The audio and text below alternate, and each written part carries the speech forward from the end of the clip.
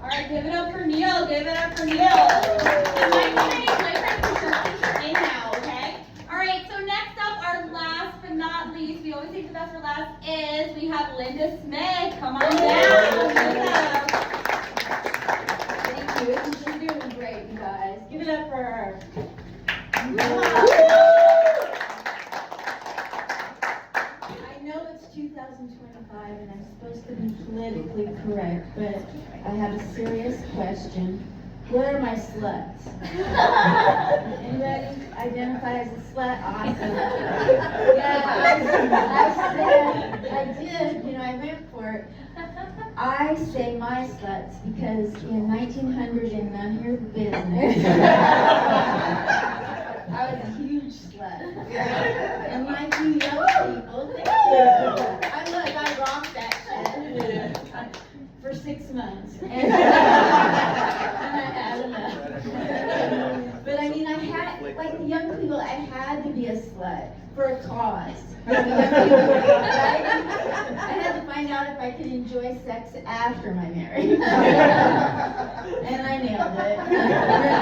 And they all nailed me. You don't hurry up and say that, the audience will say it. Yeah. Do you know how many men I've had in 6 months, sir? Neither do I. But I know I had a cop, a district attorney, and a judge. Any cops in here? Guess who's the best in bed? Me. Yeah, not really. It was a cop. Because he handcuffed me and he cinched me really tight to the bedpost. Are you with me on this?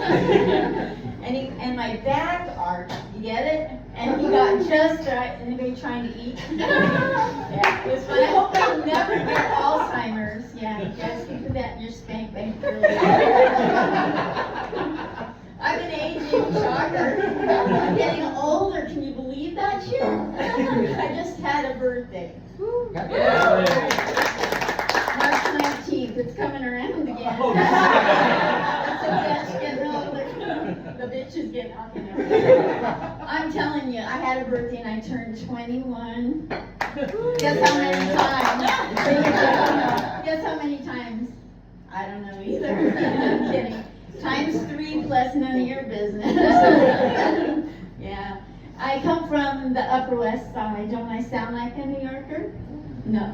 I come from the Upper West Side of the map, Oregon.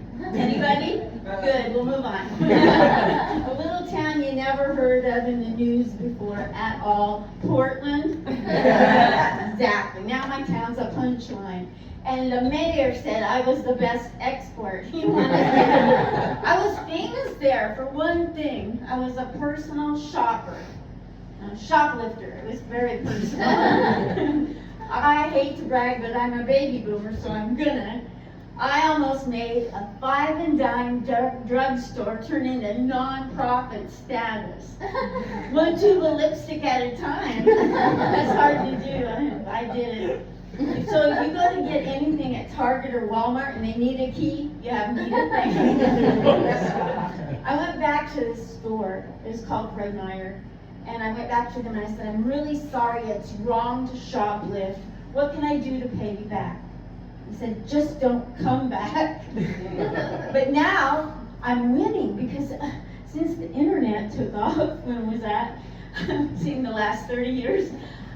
I get these emails from this store, and every day they send me digital coupons to save 50% on the lipstick I still know how to get for free.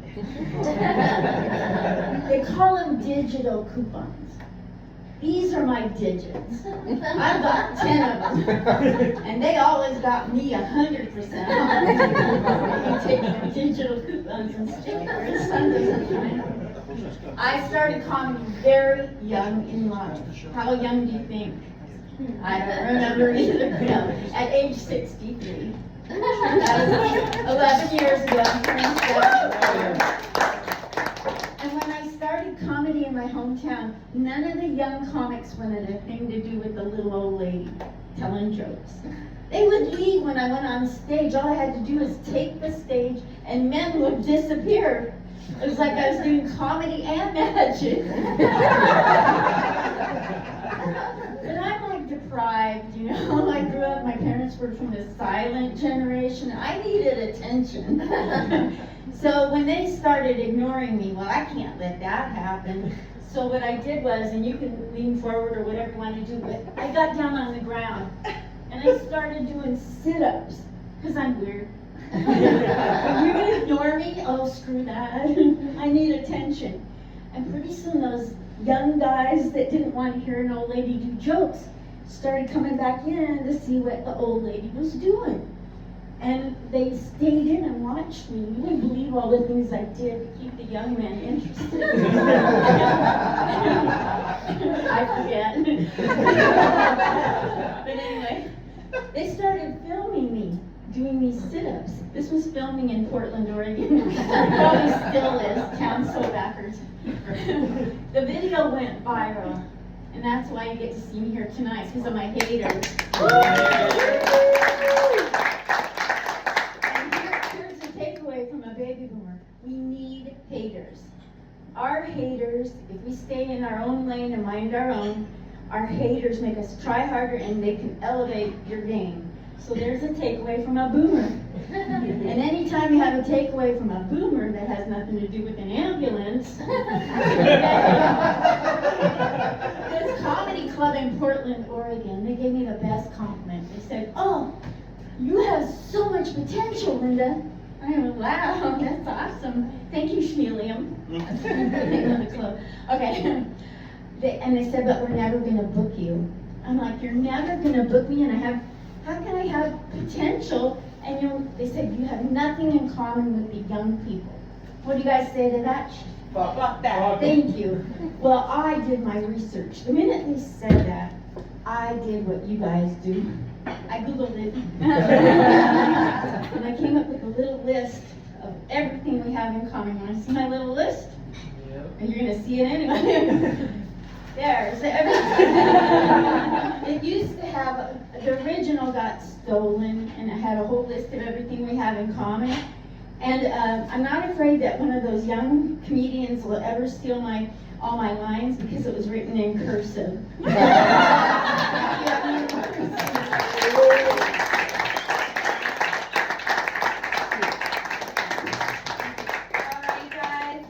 For tonight. Thank you so much for coming out, supporting local comedy.